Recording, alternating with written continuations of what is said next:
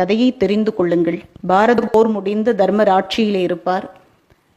அவருக்கு துணையாக தர்மருடைய சகோதரர்கள் அர்ஜுனன், பீமன், நகுலன், சகாதேவன் இவர்கள் பக்கத்துணையாக இருப்பார்கள். ஒரு முறை சந்தைக்கு, குதிரை சந்தைக்கு இந்த மூவரும் செல்வார்கள். அர்ஜுனன், நகுலன், சகாதேவன் மூவரும் குதிரை வாங்குவதற்காக போவார்கள். அப்போது ஒரு குதிரை இவர்களுடைய கண்ணில் படுகிறது. குதிரைக்காரனிடத்திலே இந்த குதிரை என்ன விலை, எவ்வளவு வேண்டுமானாலும் கேள், நாங்கள் தந்துவிட்டு இதை பெற்றுக்கொள்கிறோம் என்று சொல்லுகிறார்கள். உடனே குதிரைக்காரன் சொல்றான், இந்த குதிரைக்கு நான் இன்னும் விலையெல்லாம் நிர்ணயிக்கல, 3 கேள்வி எனக்கு இருக்கிறது, அதற்குரிய விடையை சொல்லிட்டு நீங்கள் இந்த குதிரையை எடுத்து செல்லுங்கள் அப்படிங்கிறான். உடனே அர்ஜுனன் கேள்வியை கேளுங்கிறாரு. முதல் கேள்வி அர்ஜுனிடத்திலே கேட்கப்படுகிறது.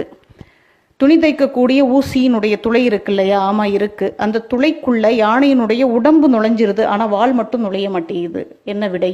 அர்ஜுனன் சிந்திக்கிறான். அடுத்த கேள்வி நகுலனிடத்திலே கேட்கப்படுகிறது. ஒரு பக்கம் ஒரு கிணறு இருக்கு, மற்றொரு பக்கம் 6 கிணறுகள் இருக்கின்றன.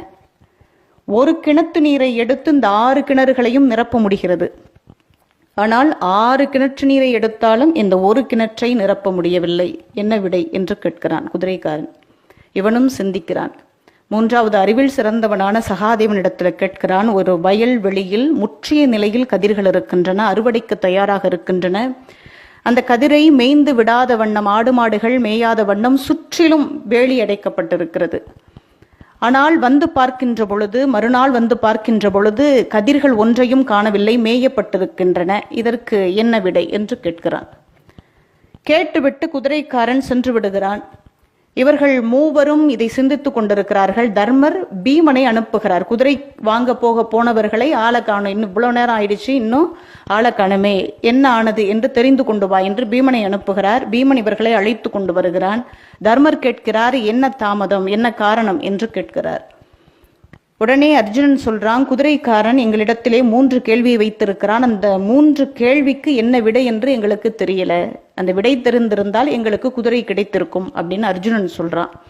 உடனே முதல் கேள்வி என்ன கேள் அப்படின்னு தர்மருக்கு சொல்றாரு. உடனே அர்ஜுனன் சொல்றான், துணி தைக்கக்கூடிய ஊசி துளைக்குள்ள யானையினுடைய உடம்பு நுழையுது, ஆனா வால் மட்டும் நுழைய மாட்டேங்குது, இதற்குரிய விடை என்ன அப்படின்னு அர்ஜுனன் கேட்கிறான். தர்மர் சொல்றாரு, கலியுகத்துல கெட்டதெல்லாம் சீக்கிரமா இந்த காதுக்குள்ள நுழையும், தேவையில்லாத செய்திகள் இந்த காதுக்குள்ள ரொம்ப எளிமையா போயிடும், ஆனா நல்லது இந்த காதுக்குள்ள போக சிரமப்படும்.